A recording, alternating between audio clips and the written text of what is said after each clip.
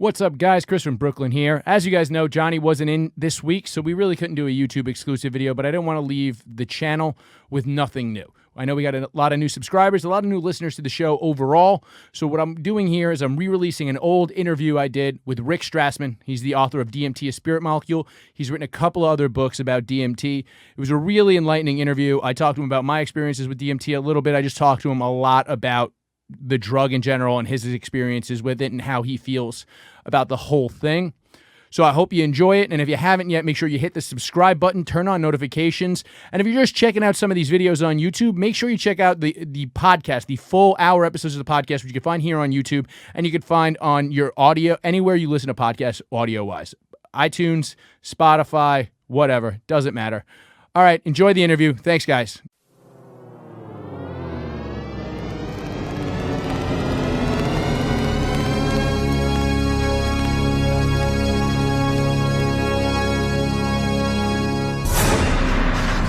Society Radio presents the Chris from Brooklyn bonus content fun time.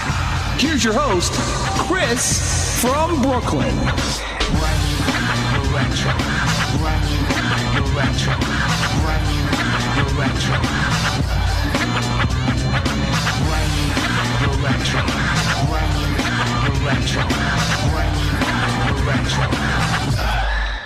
Yep, this is the High Society Radio presents the Chris from Brooklyn bonus content fun time. It's the first one of these that I'm cutting in, I don't know, it's been well over a month.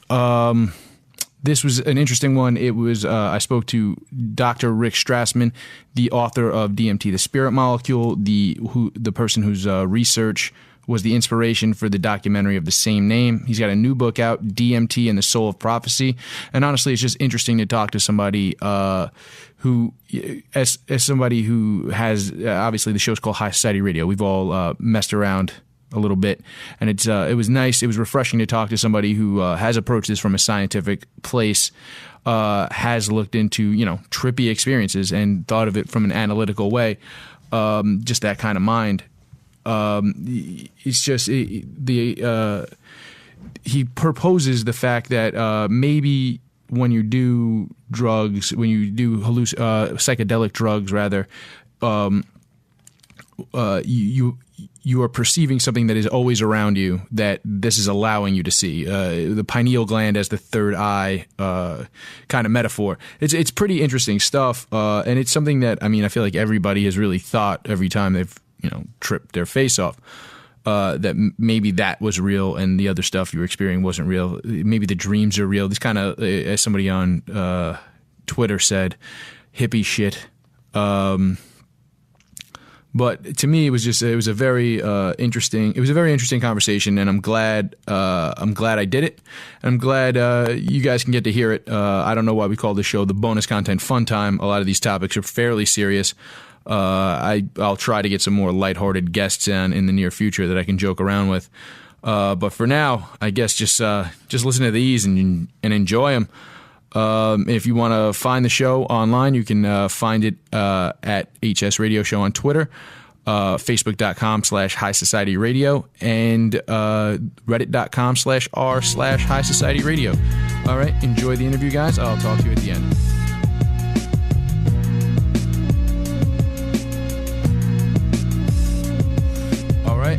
I'm speaking with Dr. Rick Strassman.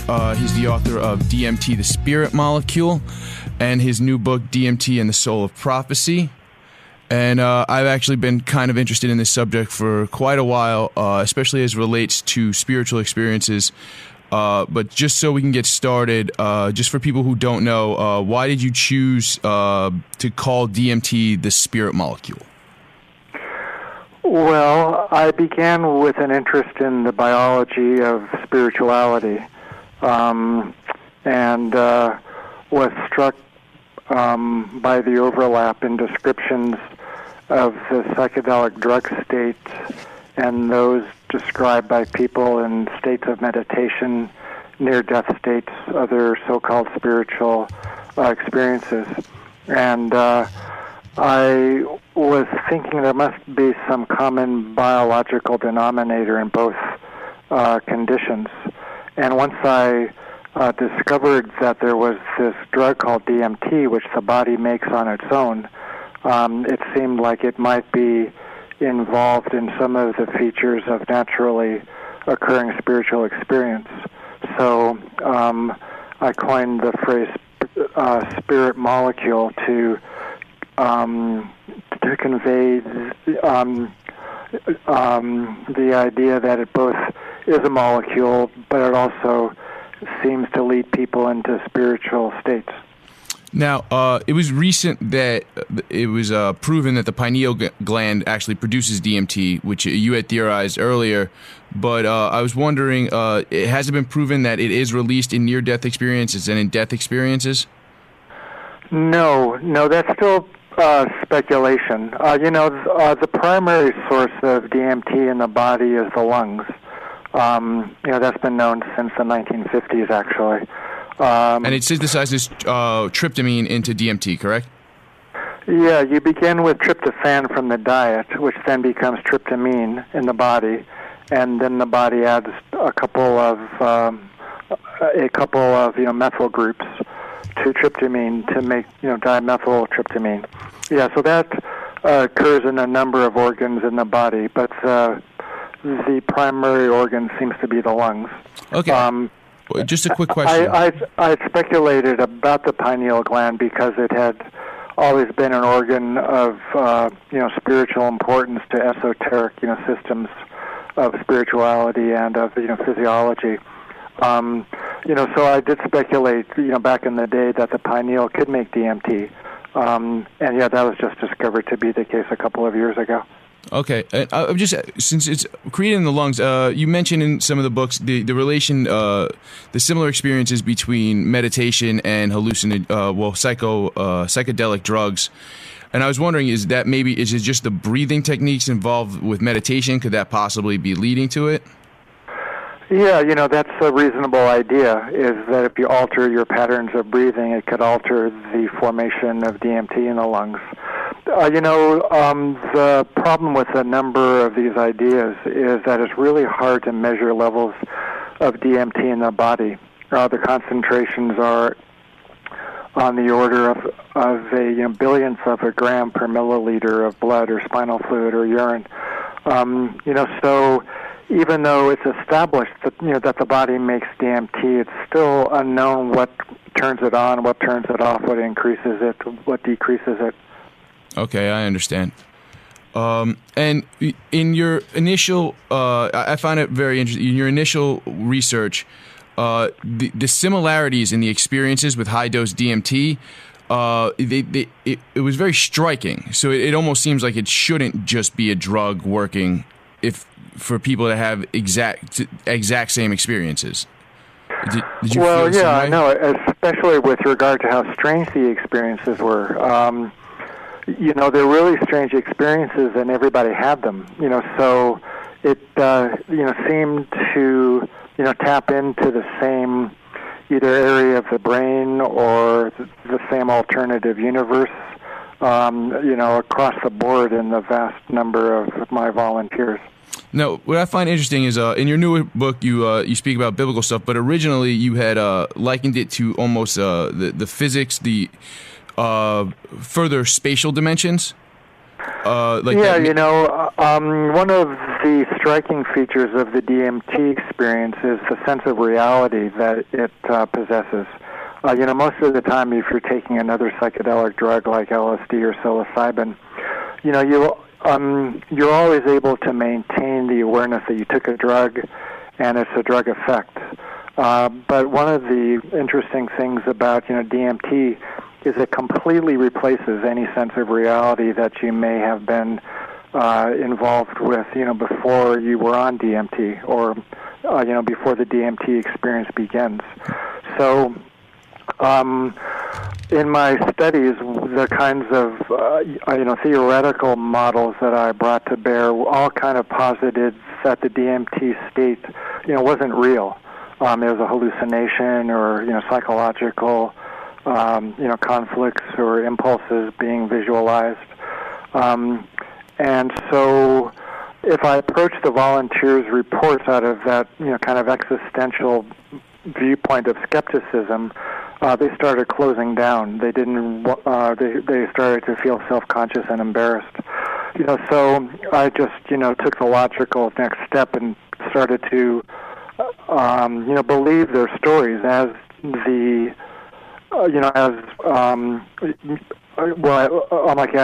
presented them, and as opposed to not believing them, I decided I would believe them, and then afterwards, I would come up with models that could explain the possibility of them actually entering into or apprehending, perceiving alternate levels of reality.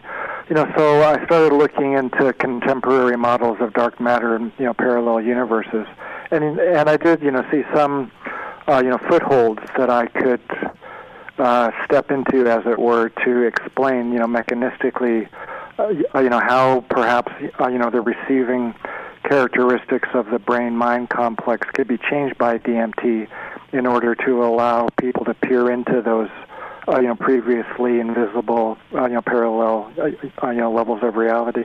Yeah, it's kind of like it's the way they always explain when you read like a layman theoretical physics book. They always explain they scale it down. They have you think about a two-dimensional world and how would a two-dimensional being perceive what you look like if it somehow decided how to jump.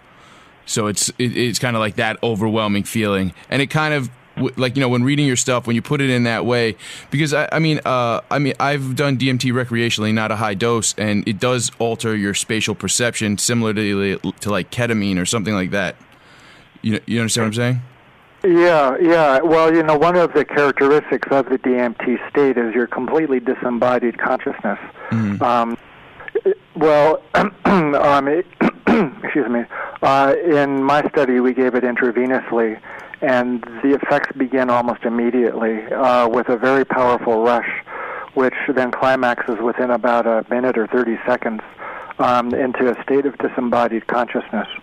So it is like ketamine in that way that you lose awareness of your body, but you're still conscious, and it's also a completely different world at the same time.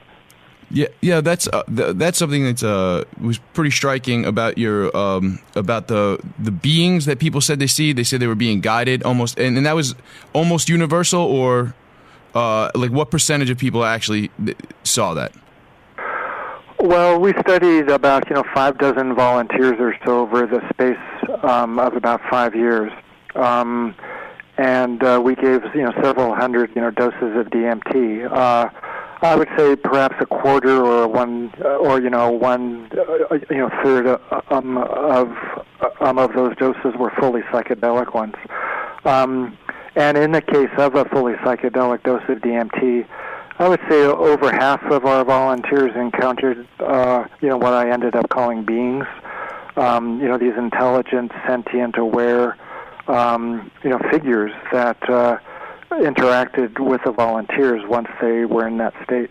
And I know you had some. There was at one particular in the spirit molecule. There's one particularly horrific account of somebody saying they were raped by them. Like, was that commonplace, or is that, what I mean? Somebody who came back from the hallucinogenic state and had a terrible experience. Like, how often was it enlightening, and how often was it terrifying? Yeah, the the frankly terrifying experiences were pretty rare. One person, experienced, a hallucination or a vision of being raped by crocodiles. That was obviously horrible. And somebody else encountered this African war goddess who was quite threatening and scared him, quite seriously. Somebody else felt quite claustrophobic and paranoid during the experience itself. And this is despite me carefully screening and preparing and supervising people for their experiences. So one of the take-home lessons of our interview today, hopefully, is it's not a easy drug to take. You shouldn't take it. It can be pretty terrifying, even if you think you're super well prepared. Yeah, but overall, people found the experience quite beneficial. It was ecstatic, or it was educational, it was novel. It kind of established a new, benchmark for, the psychedelic, drug experience. Quite a few people described, that they weren't afraid of death after, participating in the study. Some had some, novel insights into their personality or the nature of existence, those kinds of, take-home lessons. Well, they've said the terminally ill patients who take LSD sometimes become more at peace also. They don't fear death as much. Is it? Is that a potential? Is that potential for hallucin? Do you think that's potential for psychedelic research in the future? Perhaps some sort of anti-anxiety, like maybe a short few sessions with a psychedelic as opposed to years of Prozac?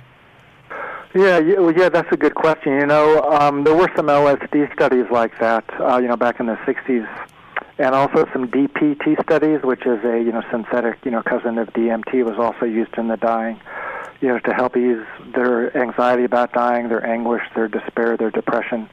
And there have been quite a few new studies going on the last 10, 15 years giving psilocybin as a longer-acting psychedelic that isn't quite as notorious as LSD. And a number of those studies have used this compound in the terminally ill. There's a study came out a few years back from UCLA. There's a study at NYU right now going on. I think there's one at Hopkins about to start or being, conducted now.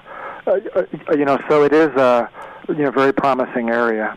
Actually, a couple of weeks ago there was a good article on that kind of work in the New Yorker. They discussed, the NYU study giving psilocybin to the terminally ill.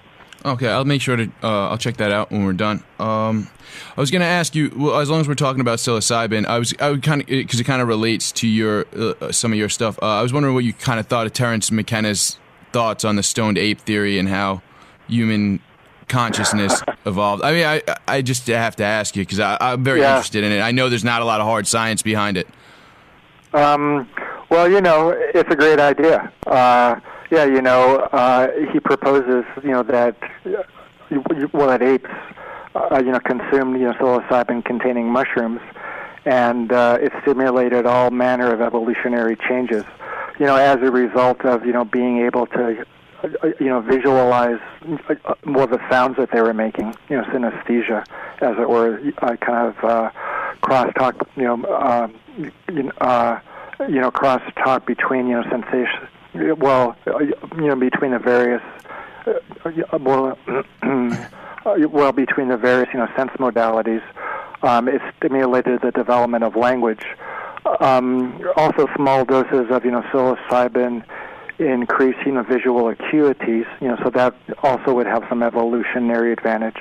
And, there's also, some data, that psilocybin can increase the growth of neurons in the brain. So at a number of,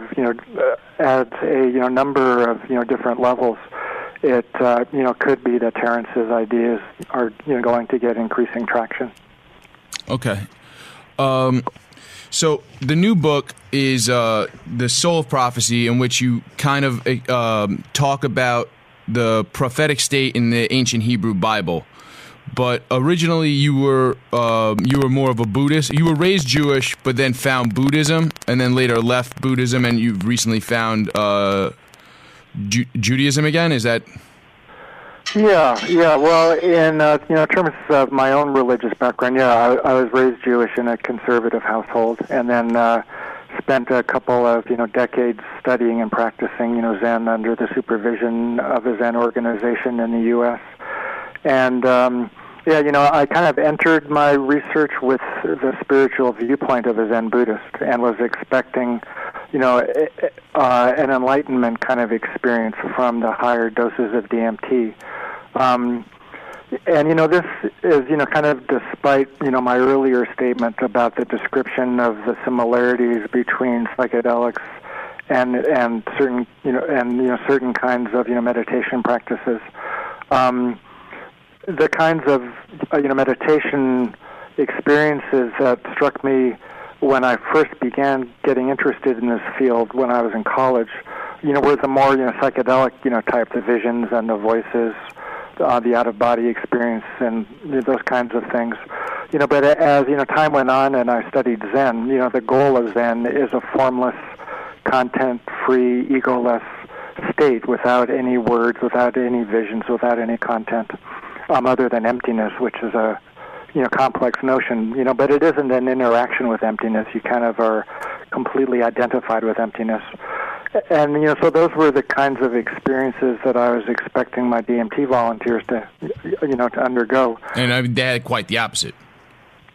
And it was quite the opposite, yeah, because I would say, maybe one volunteer had that kind of, formless experience. All of the rest had quite interactive states, where they, related, to the beings and the content of the visions. They maintained their sense of individuality. They were able to remember things quite carefully. They were able to become more involved, less involved. They could negotiate in that state. So it was quite interactive.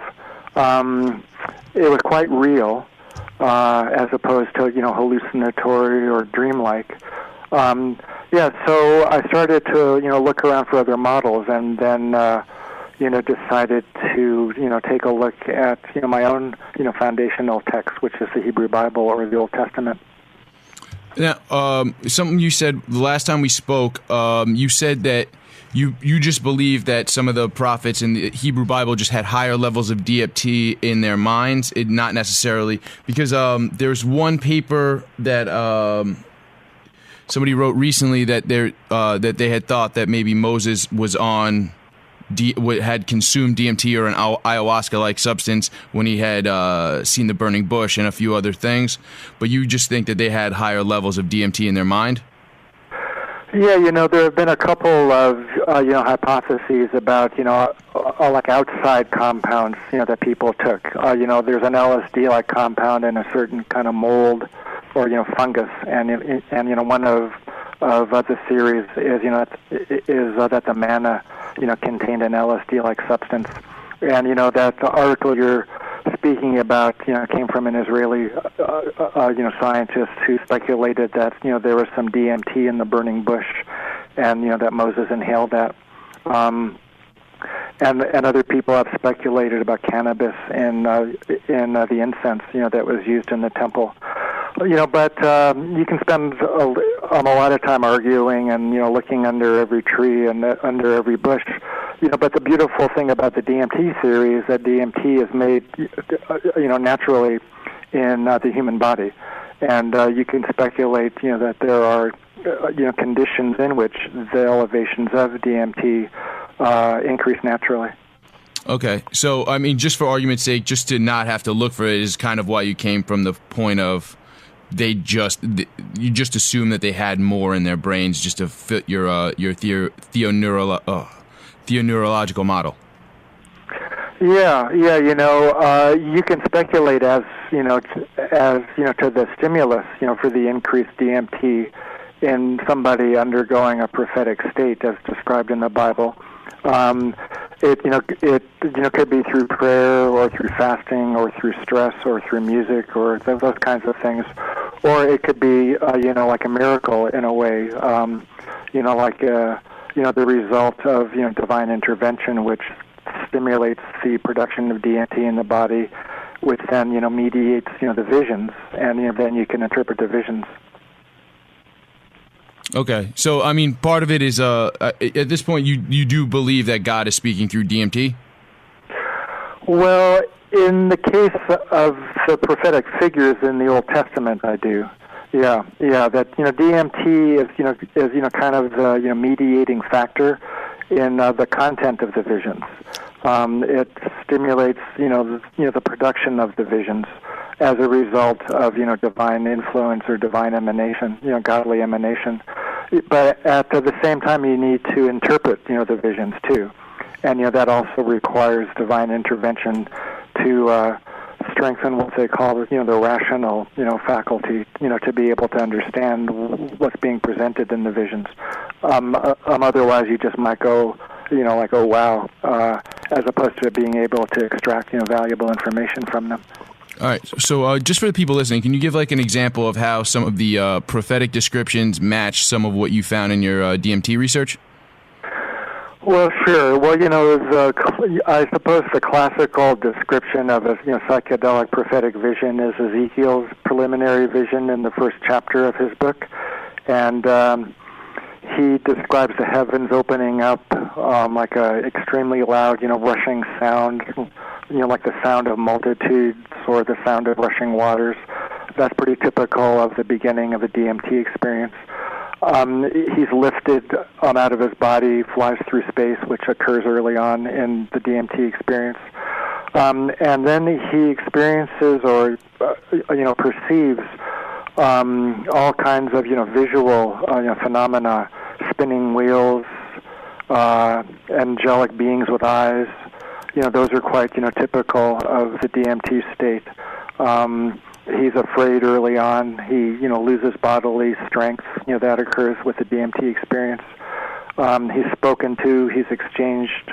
There's an exchange of information. Communication with an angelic or,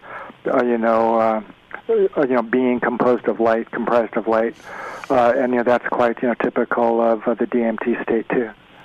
Okay, yeah. So it's also what I found. It's the fact that these people find it to be real. They don't. When people come from the DMT state, they don't believe it was a dream. They don't believe it was hallucination. They believe what happened to them happened. Yeah, one of my DMT, volunteers, talked about it as a technology, rather than a drug. That it allowed you to enter into some other level of reality, as opposed to generating it per se.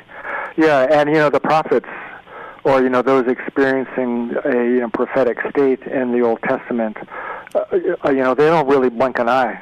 It's just assume that what's going on is completely compelling, completely replaces ongoing reality. Quite similar to the DMT effect. That's interesting. Yeah, I find it funny because as I get older, I find these things that I had. The stray thoughts that I had in my younger days when I would experiment with psychedelics. Like I told you last time we talked, the first time I took LSD, I had a feeling that, this was not finite. Like life was not finite when just this thought of your energy leaving your body.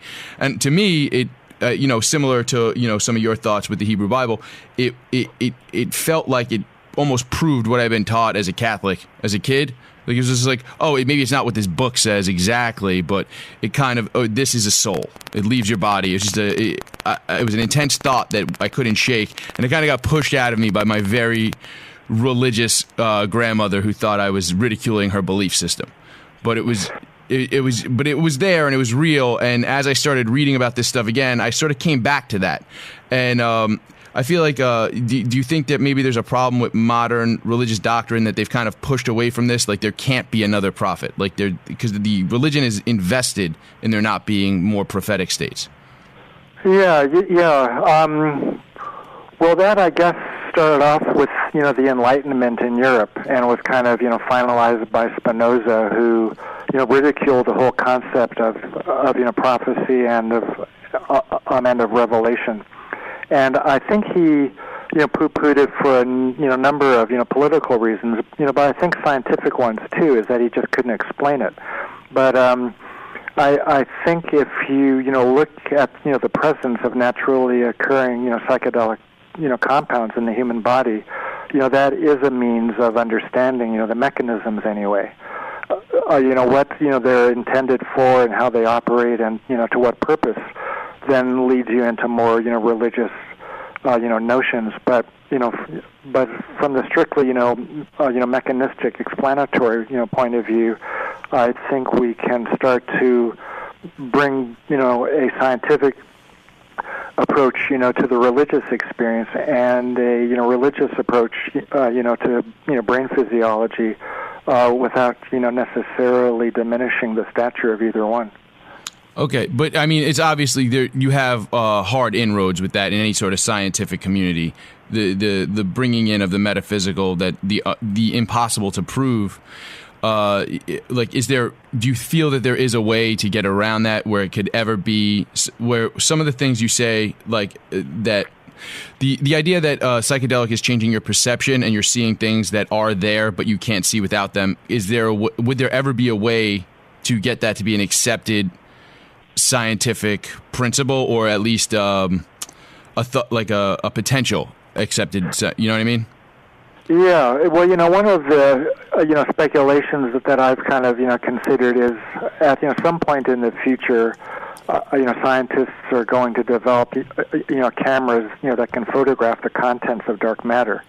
And if that's the case, for example, you can take a picture and then show it to somebody that's used DMT, and you could compare their description to what this dark matter camera might capture as an objective image. That's one way it could possibly be validated. So that's an interesting avenue of thinking to go down.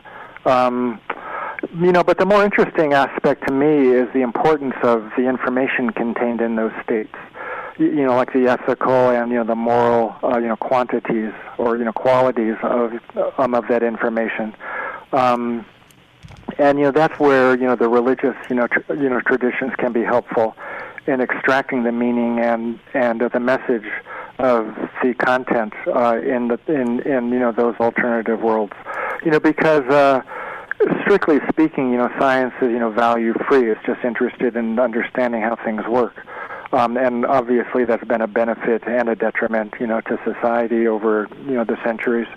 But, if you can temper, the inquisitiveness of the scientific endeavor, kind of overlay it with, some of the moral and ethical, content that, the religions have extracted over the millennia, from looking at these altered states, these alternative, levels of reality. I think it could be a productive enterprise, collaboration. Okay. So one of the other things that people seem to see, they describe like spirals that they think they're seeing their own DNA. Yeah, a couple of the volunteers, described, spiral visions, double helices, things like that, that were reminiscent of the DNA, double helix. I'm thinking to try to remember if there's any description like that among the prophets or those who experienced prophecy in that text. Well, I mean, is there anything with like a serpent or something like that? Could that be a link? Yeah, there are descriptions of, serpents in the Bible and people experiencing prophecy, but they're not especially predominant or that common. There's, the serpent in the Garden of Eden, and, there is Leviathan, that Ezekiel describes, but that's, more of a metaphor for the country of Egypt, than an actual, vision of a dragon, I think. I can Well, the interesting aspect, too, is, something I describe in the new book as the equivalence of imagery. In other words, specific information is being clothed in, visual, form, which is, consistent, with the culture and the time in which the experience is taking place. So it could be a specific, kind of message is, being relayed by the image of DNA, which may have been transmitted, through other images, during the biblical times. Okay. I was actually going to ask you, you had some critiques of, I guess, the Western form of Buddhism and with the rise of, like, shamanism when it comes to hallucinogenic, psychedelic experiences, rather. I was wondering if you could expound on that. Yeah, well, I compare and contrast, the ultimate, goal of Zen anyway, which is a formless enlightenment state. So that, is in contrast, to what occurs in the DMT experience. And, also Buddhism posits the basic unreality of the visions. And, also, if you're going to develop a, model which has, wide acceptance in the Western world, I think it needs to include the idea of God. And, Buddhism is ostensibly a, religion without a God. And, shamanism is an increasingly, popular means of understanding and integrating the spiritual properties of the psychedelic experience, especially those Latin American varieties which are using ayahuasca, which contains DMT. It's got the strength of, positing, the basic reality of the states that people enter into. But, it, focuses on the spirits, primarily, as opposed, to the one God who, creates and sustains those spirits. Also, it's got some ethical and, moral shortcomings. And, obviously, the Western, traditions do, but, you would expect any other alternative model, to at least, be an improvement over the West. And I don't think, the moral and ethical, guidelines or, context of most Latin American shamanism is especially sterling. Well, what do you mean? Because I feel like maybe some people listening might be thinking about going and experiencing that for the first time, or because it is a growing popular trend as far as tourism goes. So, I was just curious what you meant by that. Yeah, I can't speak, from a lot of experience, but I've heard a lot of stories about, people going down to the Amazon. They spend a lot of money. The ayahuasca isn't that great, or they're being, manipulated for, sex and for money and for influence. There's murders of, competing shamans for, a piece of the pie. Stephen Beyer wrote a book which is called, Singing to the Plants, and he's got a really great, quote in there about Amazonian shamanism. He speaks about there's good shamans and there's bad shamans, but they're all bad shamans. That's because, the healing which they're doing is placed in the context of spiritual warfare. Like if you become, sick, it's because a bad, shaman cursed you. So, to heal like a patient, you have to, attack the other shaman. So it's, this endless black magic and spiritual warfare, and it's, incredibly chaotic, it, seems to me. It isn't an especially, refined view of healing or of spirituality. So you think that the Western model, the monotheistic model, now I'm trying to understand. You don't advocate the use of psychedelics anymore after your experiments, correct? Right. So in explaining this, you obviously don't recommend that this is a better way to get in tune spiritually? Well, I'm kind of speaking at the same time out of both, sides of my mouth, because there is spirituality research going on with the psychedelic drugs. There's studies at Hopkins, at NYU, at UCLA, and they're, using these compounds in a spiritual, context. They're increasing people's acceptance of, their faith. Some of these studies are using these compounds for, for alcoholism and, for tobacco addiction. And, one of the, fundamental, theories of, how these compounds can help, people with addictions is, that they're undergoing a spiritual experience, and spiritual experiences are known to help people stop abusing drugs. Look at the 12-step program. So that's what I was going to ask. Are they using like a 12-step program in conjunction with psychedelics, or how are they incorporating spirituality in a scientific setting with psychological effects? Yeah. Well, the studies at Hopkins, which are ongoing, are giving psilocybin in order to cause a mystical experience. And they kind of prepare people to have that kind of experience, and they supervise them during their drug experience to kind of cause that specific kind of state to occur. In the studies which are using psilocybin to treat alcoholism, I was involved in a study at the University of New Mexico just recently, and our team used what's called our team used what is called motivational interviewing, and that's ultimately based on a 12-step paradigm, and What exactly is motivational interviewing? I don't understand. Like you're not coaching. It's well, you're kind of coaching. You're kind of determining at what point people are in their interest in changing. So you're motivating them to change. At the same time that you're interviewing them and determining their readiness for change. So you're doing both. You're determining their readiness to change, and you're working on increasing the motivation to change at the same time. Okay, I understand. So, all right. So you're saying that this research is going on with psilocybin, but there hasn't been any DMT research with this sort of thing since your research in the 90s, right?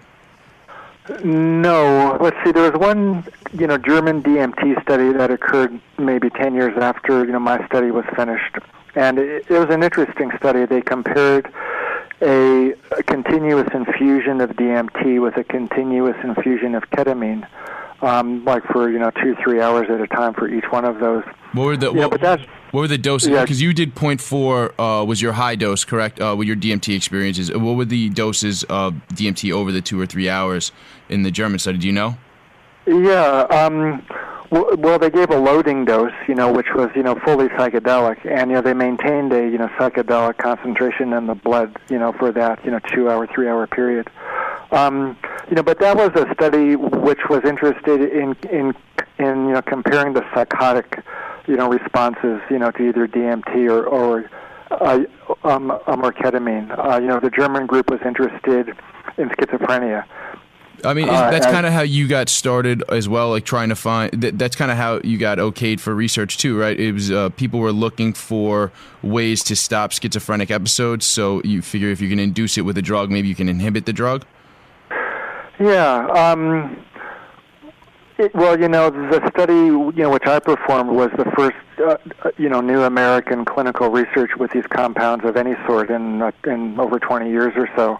Yeah, so I had to be quite, straight-laced in, my rationale, for asking for permission.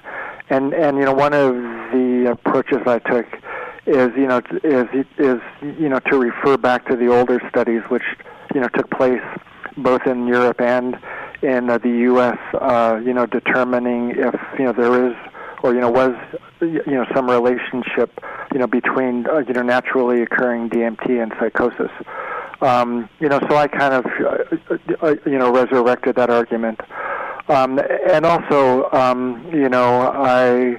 was, kind of invoking the importance of, psychedelic, drug abuse in the larger, community. And as, DMT is a simple, prototypical, psychedelic drug, understanding how it worked, could also help in the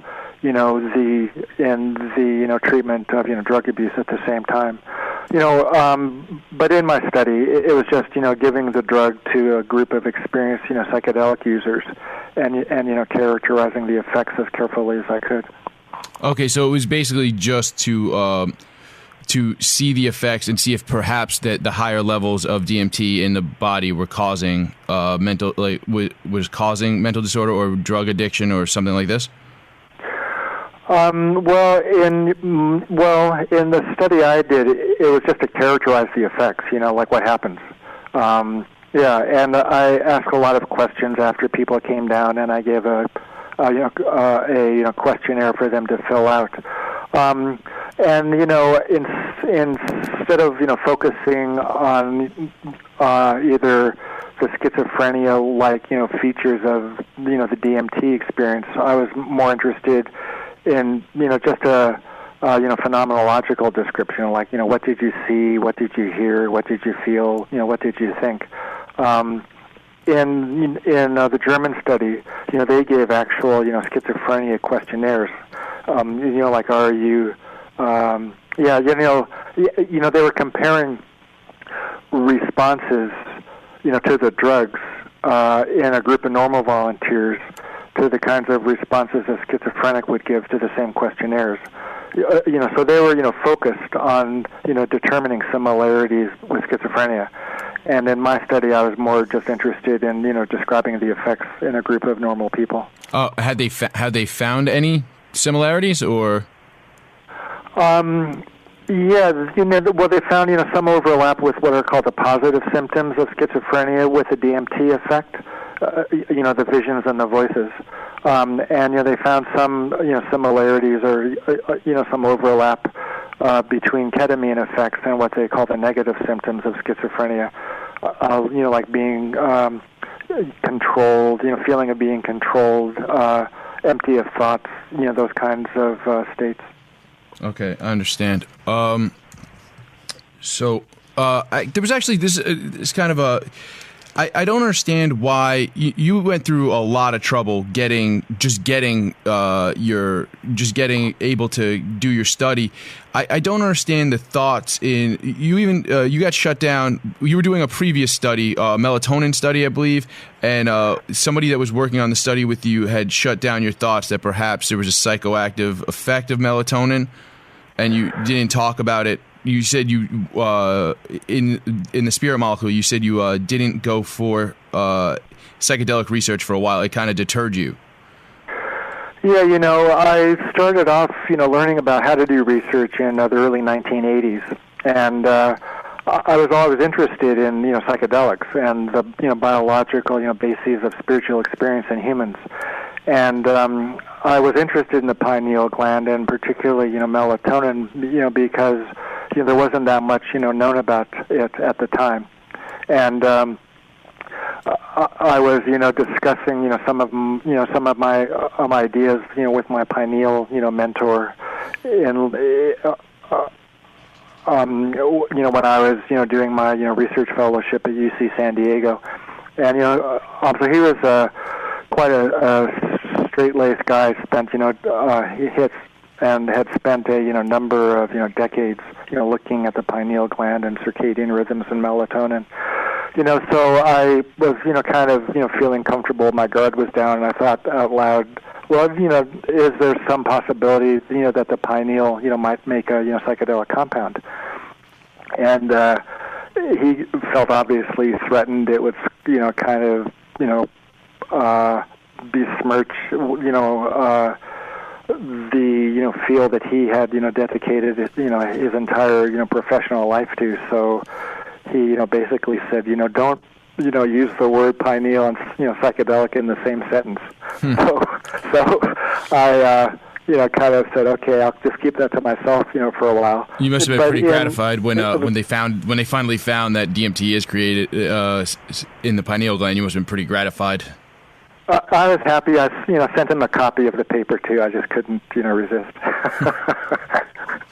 It's such a strange thing because they shut down. I guess with the advent of LSD in the '60s, it led to everything being labeled Schedule 1, and they shut down any studies on psychedelics. But it seems strange that the scientific community, I guess they have to adhere to government regulation, but to not push for it with just the level, I mean, just how interesting it is, the experiences that everybody has.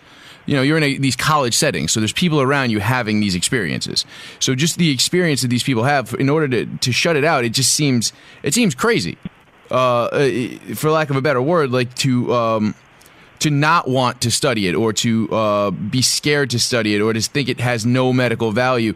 When people are having profound experiences, people change their lives after a psychedelic experience. Yeah, well, there was an epidemic of out-of-control, LSD use. There were a lot of people ending up in emergency rooms. There were a lot of people going crazy, just because they didn't understand the dose and the right, way to, take LSD. So there were a lot of LSD casualties out there. So the government had to do something. And, guys like, guys like, Tim Leary, who were doing this research, we're just, kind of, promoting uncontrolled, unbridled use. So I think the government, panicked. They said, okay, if we can't, trust, the researchers with these drugs, we certainly, can't allow them to continue because, they're going to go off the deep end and encourage, the vulnerable, youth of America to go crazy. But at the same time, there were some good, there were a lot of good studies going on in Europe and in the U.S., so at the same time, those studies were shut down too. And, as a result, people didn't stop using LSD or other psychedelics on their own. And, and animal research, continued unabated, but human studies, just ended.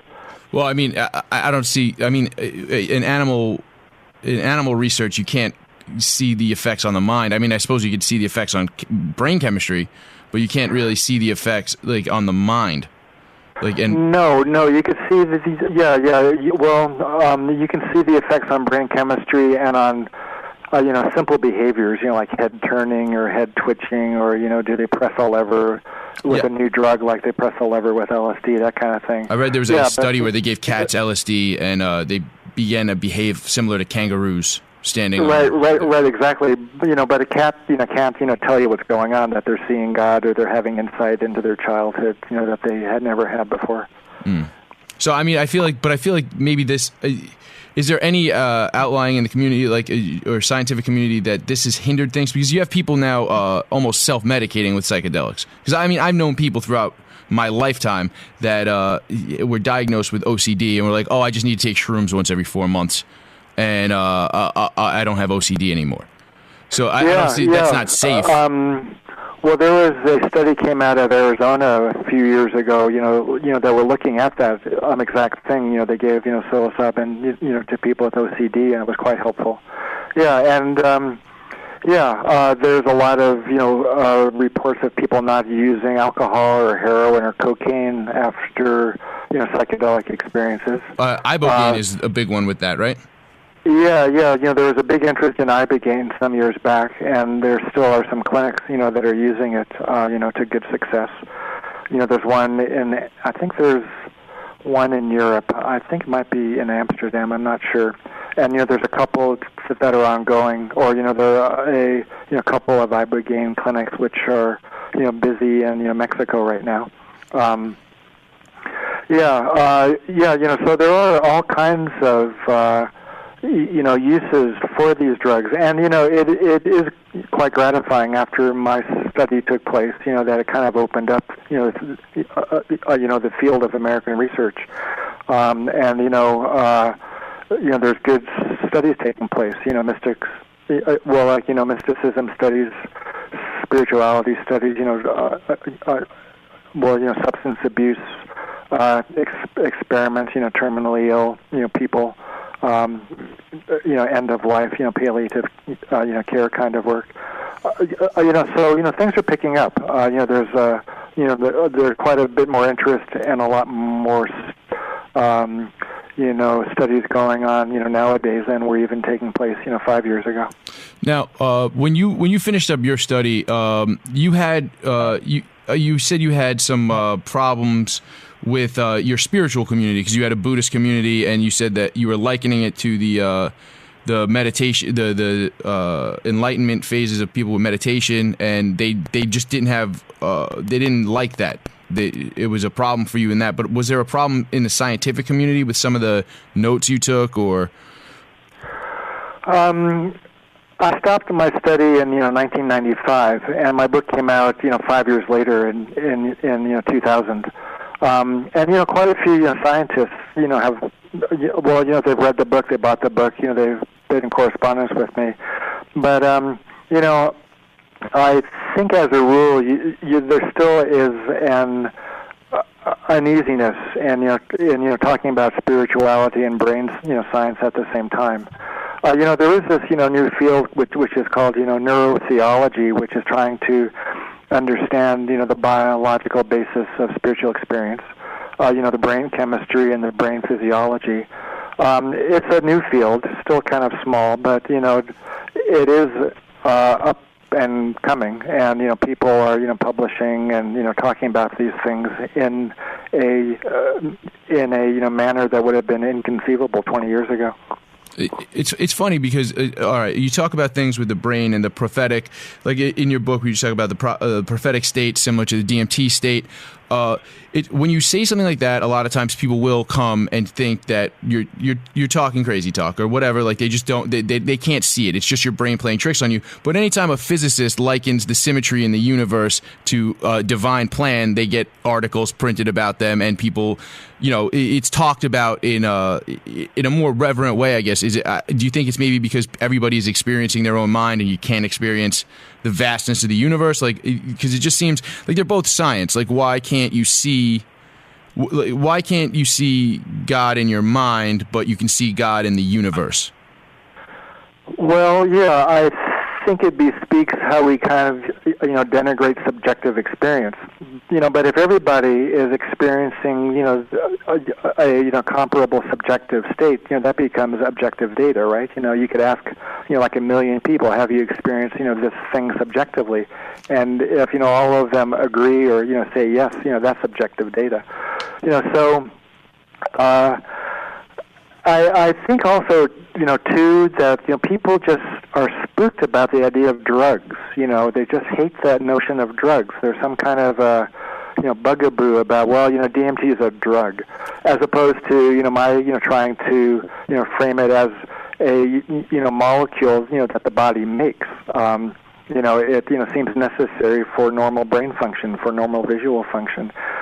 But when you start, talking about a drug, I think people just get, nervous, like you're going to lose control, you'll act irresponsibly, you'll do things that you shouldn't do, you'll become low level or, low life.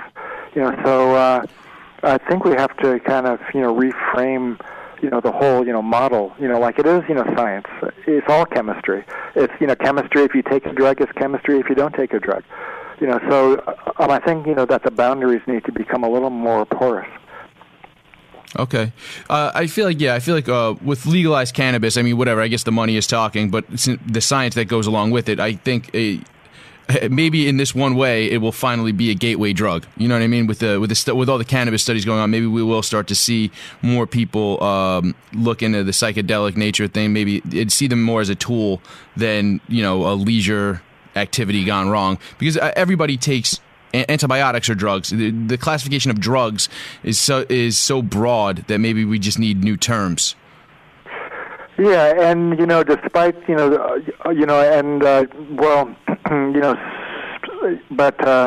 speaking of cannabis, even though there is a movement to legalize it, it's still really difficult to do cannabis research.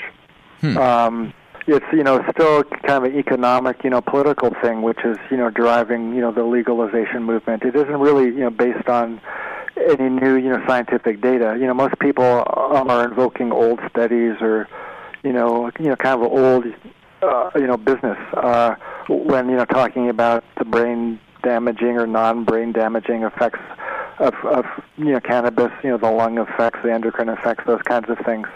In comparing the toxicity of cannabis to alcohol, for example. But if you want to do a study of cannabis and cancer, cannabis and PTSD, those kinds of things, you have to get your permits from FDA and from DEA, and those are still remarkably difficult. Okay, so it's the same kind of problem that you had even in the 90s. I mean, you probably had a bit more of a roadblock, but just I remember in your book you were just like, basically you got approval and then they were like, well, where are you going to get it from? And it took you years just to even obtain human grade DMT. Yeah, it took a couple of years to get my permits. It's even more complicated with cannabis because there's only one source of legal cannabis. Is that the federal government? In the country. It's a cannabis plantation in the South. So that's really quite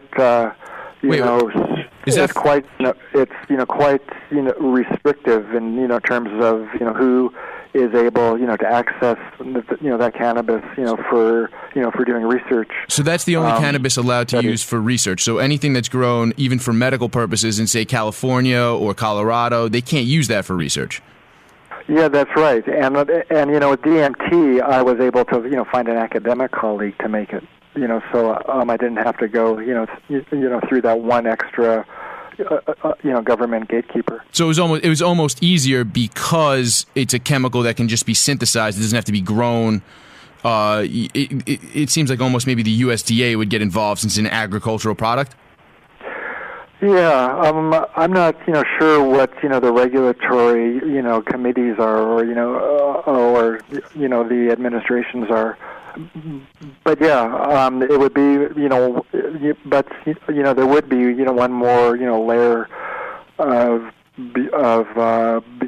bureaucracy, limiting access. If you look at the explosion of, clinical research with the psychedelics, it is much greater than any clinical, research with marijuana. There still is just, I don't even, know of any ongoing, marijuana studies in the U.S. right now, to be honest. I can't think of any, as compared to all of the new psychedelic studies going on right now. Yeah, I don't know. Sometimes it boggles my mind. Like, it's something I'm very interested in. I've talked to other people on the show about just how hard it is to get approved for anything medical or scientific when it comes to just to get you mentioned somewhere that some LSD has very few side effects for people in the right dosage, and it can improve mood, but you would never see. I don't think, not that you would never, but I feel like it would take decades before you saw that used to maybe treat PTSD or something like that. Like, at least accepted and not in the research stage. It would take decades, I would imagine. Well, do you mean just like in a clinic as opposed to like in an academic research setting? Yeah, like for it to leave, because there is the psychedelic research that's going on is promising. Right. But I talked to somebody a few months ago about transcranial stimulation, which is something that they've been working on. They've been trying to get this approved for medical reasons for I think 20 years, and he said basically hopefully within the next 10. But it could be helping people now. There's minimal. They have yet to find a side effect other than slight where they're administering the stimulation, maybe a slight burn. But the same with LSD. I've heard that in very small doses, it can increase mood and help people move forward, and there's no visible side effects. But to see it outside of a research setting, I can't see it happening within the next few decades. I mean, maybe just because of the looming specter of LSD in the 60s still, but it seems counterproductive to society. Yeah, there are some studies of LSD that are just occurring. There's one in Switzerland, one in the UK.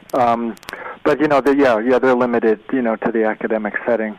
But I think at some point, psilocybin will be, breaking out of a purely research environment, because of all its utility. And it's an easier drug to work with than LSD. It's not as long lasting, and it doesn't carry the notoriety. Ketamine's been used as an antidepressant for some time. It began within the research context, but now there are ketamine clinics that are springing up. The private for-profit clinics, or in academic settings, but they're not research anymore. You can come in, and if you're depressed, you can get your ketamine infusion. So it doesn't necessarily require being like a volunteer in a research study. It's more commercial. I didn't know that. The effects are supposedly longer lasting than taking a pill every morning. Well, they're a lot quicker. It's like an immediate response as opposed to the week or 2 or 3 it can take with antidepressants. I'm not certain, in terms of the durability of the change. If you have to come in every so often to get a booster or whatnot. I'm not that current on the specifics of the treatment. But it is taking place in a more commercial kind of setting now. Okay. Well, we're getting kind of close to the 1 hour mark, and I was just wondering is there anything you want anybody to take away particularly? I mean, obviously the book DMT, the Spirit Molecule, is available. The new book is DMT and the Soul of Prophecy, which I'm about 3/4 of the way through. It's an interesting read, and the comparisons are there. Is there anything you would want somebody to, just as like a final thought? And then I just want to ask you one more question after that. But like, what would you want people to take away from your from the research, from the books? A totality. Well, yeah. Well, I think it's important to enlarge, the discussion. That's the most important thing. Is to not, prematurely, close off, some of the possibilities, which exist, both for understanding things and for, the practical applications of the psychedelic drug state. And that's pretty much the main reason for you using the Hebrew Bible, because it's the basis of the monotheistic religions, and you just wanted to explore there first? Yeah, I don't think we have a cogent spiritual model in the West, for the psychedelic, drug state. And if turning to the Bible as a key, perhaps, to understanding, integrating, interpreting, applying, some of the spiritual aspects of the psychedelic, drug experience, then that could be useful. Like, essentially, if that makes more people apt to it. Yeah, if it gets, people, interested in the Bible, I mean, that would be great. Like I, worked on my study and I became interested in the Bible. So I think it is quite a good key. Well, conversely, it could get people that are interested in the Bible, or guide, to understanding what's going on in those kinds of experiences. So I think that instead of Eastern religions or shamanism as a model for understanding what's going on in these states, we ought to be looking at our own traditions a little more carefully. Okay, that's interesting. Okay, so I have one more question before we wrap up, and it's kind of a personal nature, and I wanted to get your thoughts on it. Do you think, all right, whenever I've been in a room with people who are on drugs, and you're not, you kind of start to feel like you are? Do you think that there is something to that, maybe an overproduction, or your mind compensates in DMT production? It's just, as I was reading your stuff, I kind of thought about, like, when you said, like, the meditation state and this and that. Like, if you've walked into, like, a room of people and hung out with a bunch of people on mushrooms or LSD, after 3 or 4 hours, you start to feel like you've taken drugs, even if you have not. Yeah. Well, it's called the contact high, right? Well, I mean, that's a contact high is if you smell weed smoke and you can get a little high. But this is just something that I've always been curious about, and if anybody would have some insight on it that I've ever spoken to, it would be you. Yeah. Well, there's all kinds of theoretical ways of understanding how that might occur. There could be telepathic kinds of things. And, that wouldn't be like, the woo-woo, telepathy. But, if, somebody's on drugs and their brain is in a particular state, there's, field effects, electromagnetic, field effects, which are being, generated in the brain. And, so those can influence, things at a distance. So there can be, resonance between brains, as it were, or, consciousnesses, in close proximity like that. So there's certainly a plausibility to it. And there's pheromones. You can smell things unconsciously, which could be transmitted between people, which could, perhaps increase the amount of, certain brain, neurotransmitters or, substances in, somebody that's straight, that's around and being influenced, by the pheromones as well. Well, I'm really glad you said all that, because sometimes people just think they're crazy. It's just a... Well, you could be crazy, too. That's another... Well, yeah, I suppose that could just be a thing. You could just be swept up in the moment. I just was wondering, because, maybe your body understands what's going on, your mind understands what's going on a subconscious level. Perhaps maybe there's just some generation of extra serotonin or something like that, that just because you're understanding something on a deeper level than you even know. That's kind of what I always thought about it.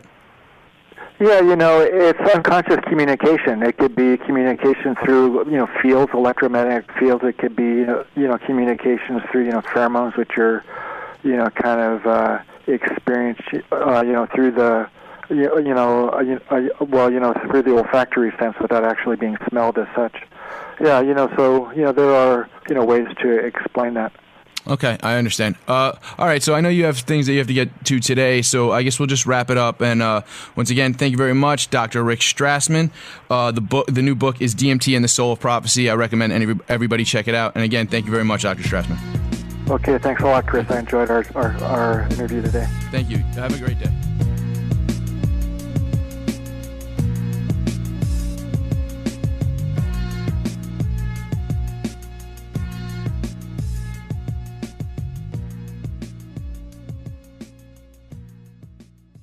All right, guys. Well, like I said, I hope you guys enjoyed that interview. I don't think I will be on the proper High Society radio show this week. I want to apologize to everybody for that. It's just been very difficult for us to get together since the new year for whatever reason. I work nights, the guys work days, so trying to link up, it's just difficult. I have 2 days off that aren't their 2 days off. So I've been we're trying our best. There'll be more stuff like this coming because I can do this whenever.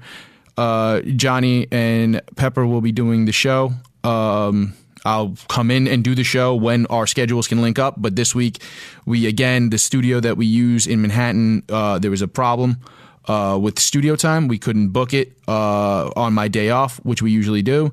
So it's going to have to be the two of those guys when I'm not around, just because it's difficult for them to get out to me in Brooklyn when they have work the next day. It's a pain in the ass. But again, I apologize to you guys. I'm sorry that we haven't all three been in a room too often since the beginning of January. But I also hope you like the interview. I hope maybe you guys go out, check out the books. They're pretty, like I said, it's interesting stuff. It's heavy stuff. It's hippie stuff, but it's an interesting topic. Go check it out. Maybe get fucked up afterwards. I don't know. Do what you do. Though Dr. Strassman does not endorse the use of psychedelic drugs outside of a research facility. That is solely me saying that. But anyway, again, the show, you can be found at HS Radio Show, Facebook.com/High Society Radio, and Reddit.com/r/High Society Radio. Also, donate to the show on Patreon at Patreon.com/High Society Radio. And if you want to learn how to use some computer programs, go to lynda.com/High Society Radio. Get a 2-week free trial. You can learn anything you want on lynda.com. The reason why lynda.com is better than just trying to learn stuff off YouTube videos, for one thing, the videos are far better produced. They get more to the point. You don't have to wait through stupid intros.